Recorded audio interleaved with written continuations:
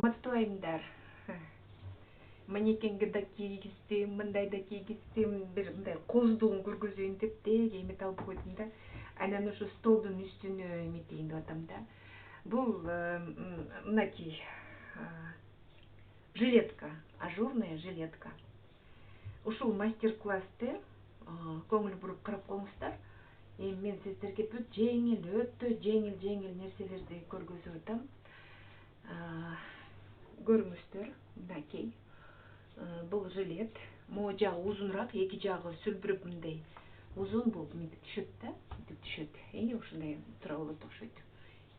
Бул алды мына планкасы, анан биякта эмеси жакасы. Бирде проймасы. Мен мындай ачып көргөзөйүн. Мынакей. Болгон ушул. Мынтип кийгенде мындай ажурный болот.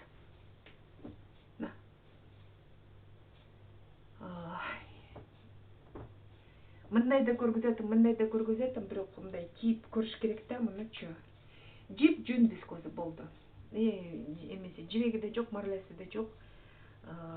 Пряжа, жүн, бирке вискоза. Вискоза жок болсо берге башка өңдүү жүн деле коюп койсо болот да, кооз кылып. Эми ушул мастер-классты көрүңүздөр, жасап көрүңүздөр, отзыв жазыңыздар, башкаларга да айтыңыздар. Ушинтип ушундай нерселер жасаса болот деп. Анан бул мастер-класс сиздерге арналган. Уже 8 март жакындап келатат. Майрамдар жакындап келат. Ошол мезгилге чейин өзүңүздөргө жакшынакай ушундай оверсайз, любой размерге келет. Болгондо могу жак деле эметесиздер, өзүңүздөрдүн эмеңерди, спинкаңарды, артыңарды эле коесуздар. Болду. Мастер-класс колдонуңуздар, эжекелер. Мен сиздерге көргөзгөн жилетка оп-оңой эле жасалат. Эмне кылабыз? Биринчи биз моундай жипти алабыз. Alize Real 40. Анан кийин моундай ак жип алабыз. Alize Real 800. Жука болот аябай. Анан кийин моундай махер, королевский махер, жүнү да тим эле түгү чыгып турат эле. Сонун привалка болот. Анан кийин моундай жип алгам. Кара жип, 100% шерсть. Болгону ток албай койдум да, мен ушуну алып алып, спицага мындай эметип, мага жакпагандан ошо мен калып калган. Бирок азыр мен муну жүн менен иштеп аткандан кийин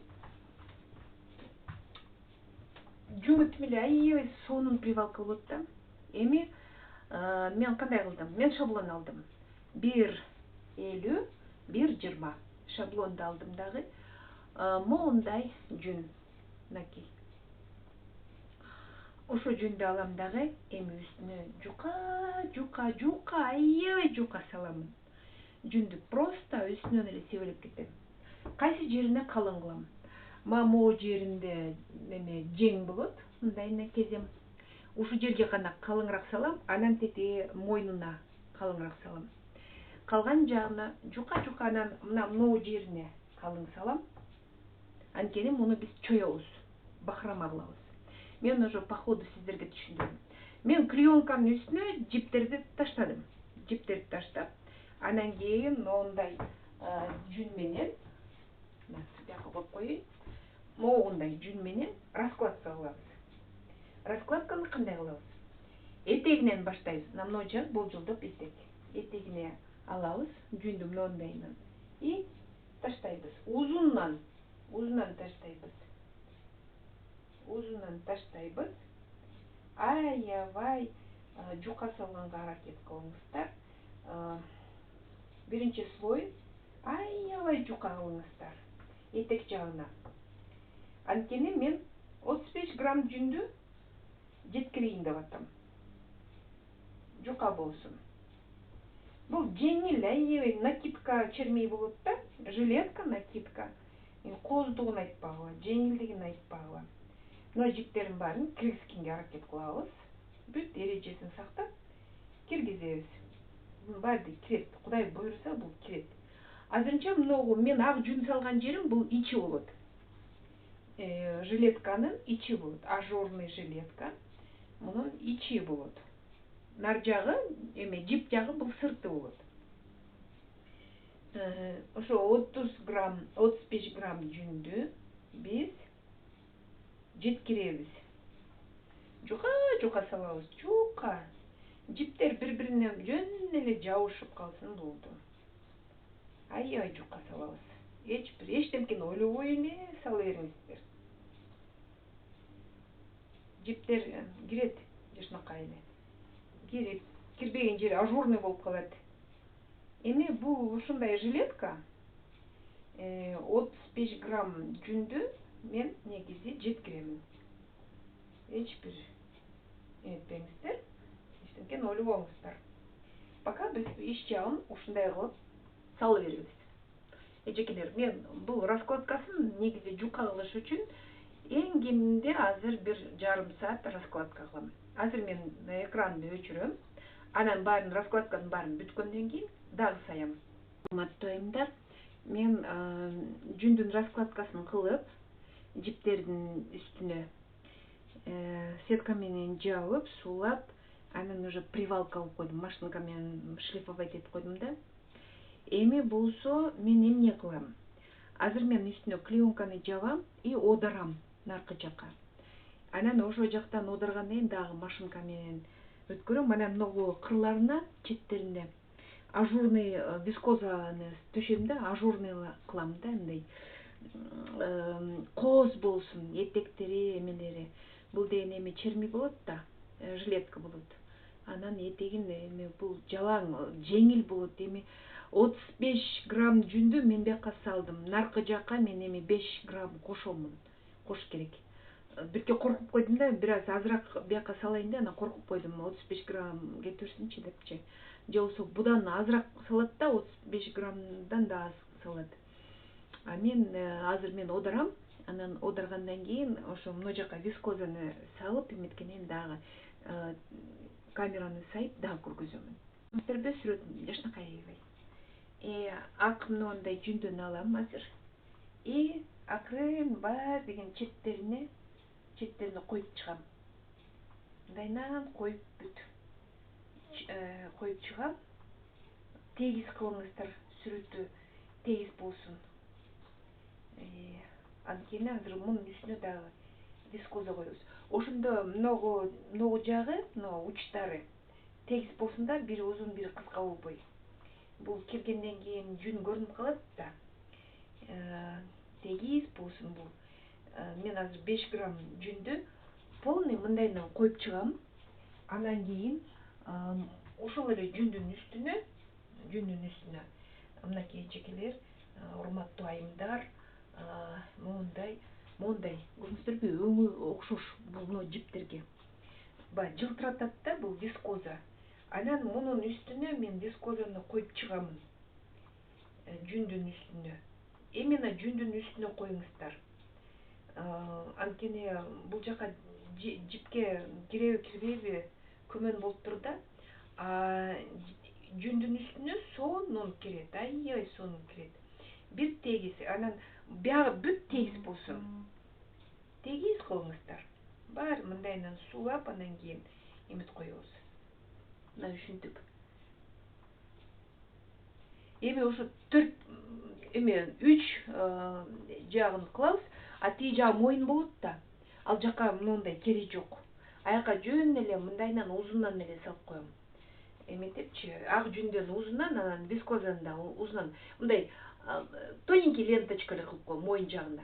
А бул үч жагына ушундай бахрома кылабыз. Бул кооз, аябай сонун жилетка болот. Азыр пока мындай раскладка кылып алалы. Анан кийин жеңдерин эле бычып, анан жашынакай болуп калат. Коркпой эле ушундай сала бериңиздер. Мен сиздерге ошонун баарын азыр көргөзүп эмет берем. Анан кийин увалка кылабыз дагы, бунун үстүн базып. Бияка мен азыр дагы сетка жабам, этектерин кылгандан кийин сетканы жабам. кайра бир сыйра убалка кылам, сетканы алам, могу жактарын баарын машинка менен өтөм. Машинкаңар жок болсо колуңуздар менен деле сүрсөңүздөр бат ритмди калат. Эми бирде мен нар жагында 35 грамм, биягына 5 граммга жетпеген жүндү салам. Ну, эжекелер бир паста эле, бир жарым сааттын ичинде мунун баары кирип калат. Болгону муну эме жипти тийбегиле, вообще кырмабагыла. Бүткөнчө эч бир мындай кирген жокпу, эч эметпеңиздер. Ушул мойдон туруп турсун. Анан кийин бул убалка бүткөндөн кийин бунун кээ бир жиптери кирбей калат, эч нерсе болбойт. Бунун өзүнүн негизи модели ушундай. Жиптери жүрө берет. Анан кийин өзү да кооз киргизет да, ажурный бул, жеңил дагы. Аябай кооз чирмей. Жилетка аябай кооз. Эми азыр мен бүт салып берейин мунун баарын, анан дагы сиздерге сайып көргөзөм. Эжекелер мен ызык сууга салдым. Эми ошо ызык сууга салдым эжекелер, мынакей. Эми мындайынан самындай, ичинен чыгарбаймын. Самындай, бираз. Анан кийин ушинтип катуу баспай эле. Ушу сетканын ичинен эле. Катуу баспай. Акырын, мындайынан сетканын ичинен бүт жасаймын.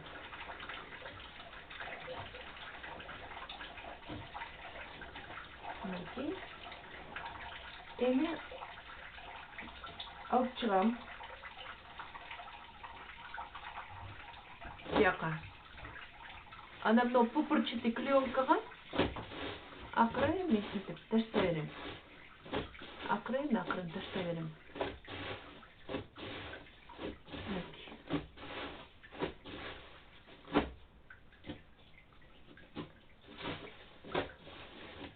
Бул иш жагы. Биз эми бул эмени жилетканы, но учтарын көрдүңүздөрбү? Учтарын түздөп туруш керек. Анткени вискоза мындай бурал көрүнүшү жаман болуп калат. Анан ошо түздөп, учтарын баарын түздөп, мындай акырын алып, бүт түздөйбүз. Кирип кеткен жокпу деп текшеребиз. Мынтип. Так. Жакшынакай эле экен. Уже сонун болуп калды. Эми жүн бар жеринен, асты жүн да. Мынакей. Киргизебиз. Мен азыр уже көрүп атам, жиптер жакшынакай эле кириптир. Жүн аябай коюу, анан ар кандай фактурасы менен эметпеди элек. Калыңы да бар, жукасы да бар, махери да бар, ангорасы да бар, полушерсть бар. Мен ак жүндү, ак жипти кошкон себебиме, ак жүн менен кошсом мындай эме болсун да. Анан карадан да кошуп койдум. Бул азыр суу кезинде жакшы көрүнүшү жакшы болбойт. Анан кийин кургагандан кийин бүт көрүнөт да.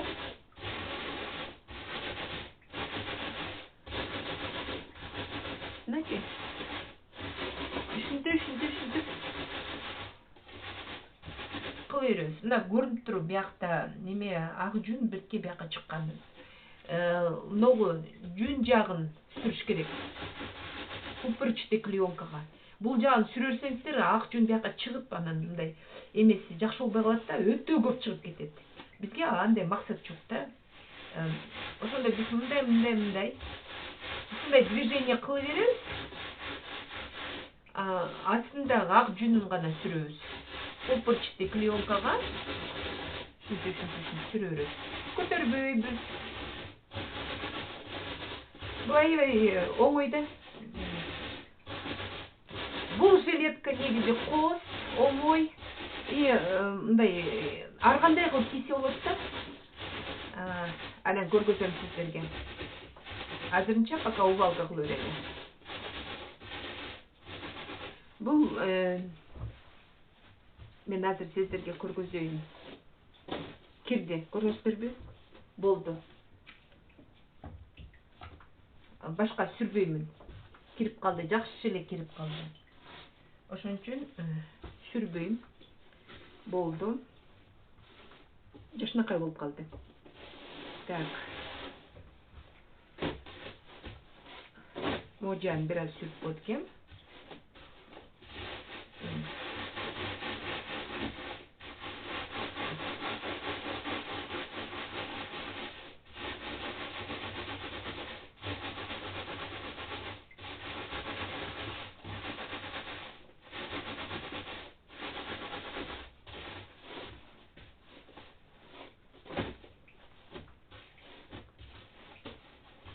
Болду, бул дайын болуп калды. Жакшы эле кичирейди. Эжекелер аябай жакшы кичирейди.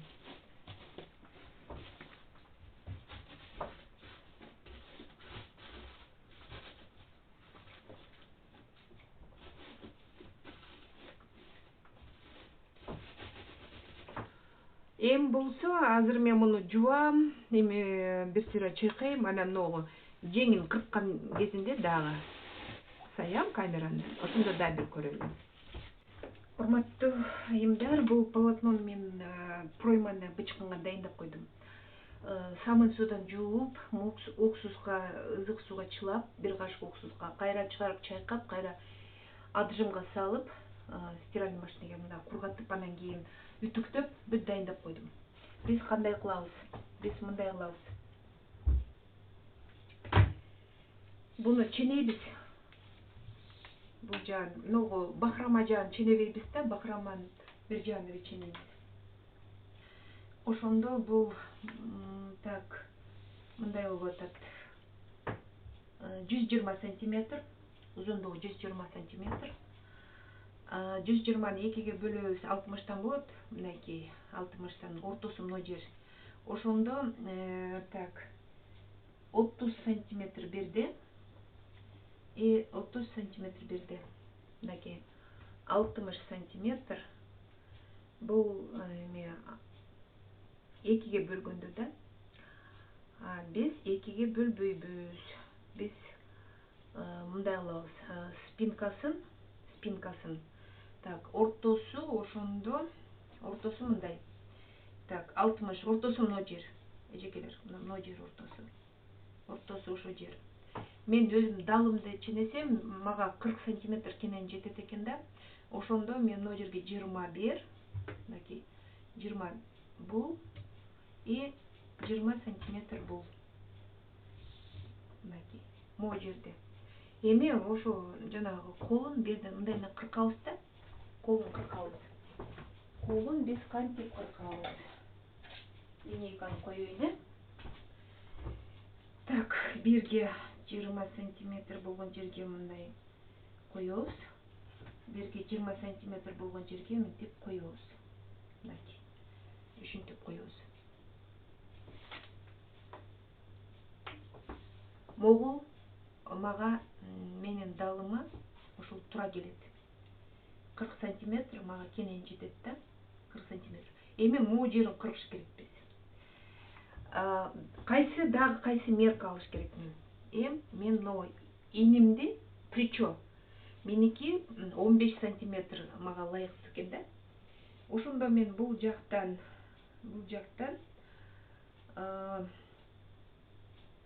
15 сантиметр ченейм. Мынакей берге коем, мындай кылып 15 сантиметр ченейм. Кайра бул жактан өйдөрөк чыктырайын. Бул жактан дагы 15 сантиметр ченейм. Так, мынакей болду. Эми мунун ичинде эле мен 20 сантиметр кенен эле жетет. Ичинде эле ошо 20 сантиметр койсам болот да.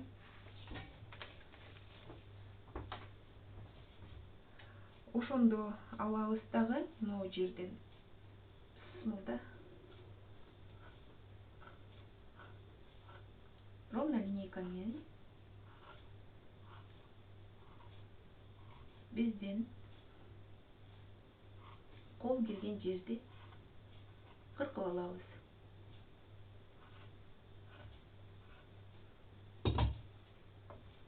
Мынакей, кол келген жер.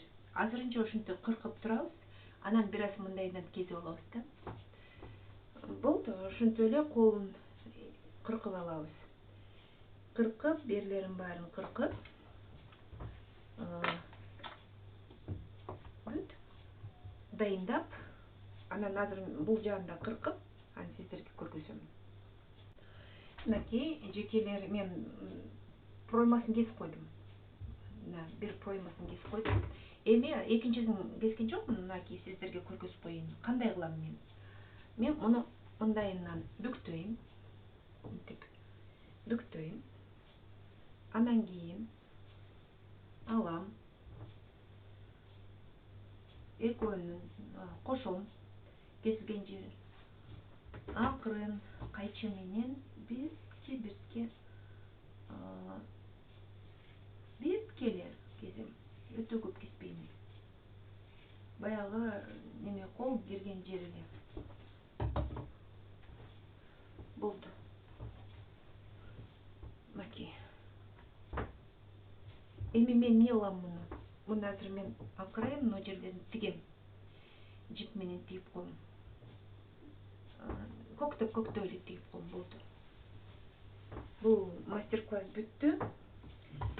Бул жилетка бүттү, накидка, жилетка, накидка. Жеп-жеңил. Жиби азыр бул ним болуп турабы? Жиби деле аз кетти. Жүнүн точно билем. 40 грамм жүн, бир мындай эле бир 10 грамм вискоза кетти. Көкөңдө. Анан калган баары эле жип. Эжекелер бүт эле мен астатып жиптерим да. Бүт мындай. Эми кирди, жакшы кирди, аябай мынакей. Азыр бир аз ним болуп турабы, бирок мына жеңил, чермей. Бул мастер-класс эжекелер сиздерге ылайыктап, жеңил түрүнөн көргөзүп, колдонуңуздар, күн жылып келатат. Бирок бул жука болгону менен аябай жылуулукту сактайт. Жеңил, адамдын денеси негизи чарчабайт, кооз жылуу, жеңил, эч жериңерди кыспайт. Многовариантный да, муну эми бүт көйнөк менен кийсеңиздер болот, джинса менен кийсе болот, рубашка менен кийсе, водолазка менен кийсе деле болот, көйнөк, юбка, эми сиздер өзүңүздөр үйдө кандай кийгиңиздер келсе, ошондой кие бересиздер. Бул сонун жилетка, накидка. Мастер-класс жакса, ушул моментке жеткениңизге чоң рахмат. Биз менен бирге болуңуздар. Биздин видео роликтерди карап туруңуздар, колдоп, лайк басып, комментарий жазып, биз менен бирге болуңуздар.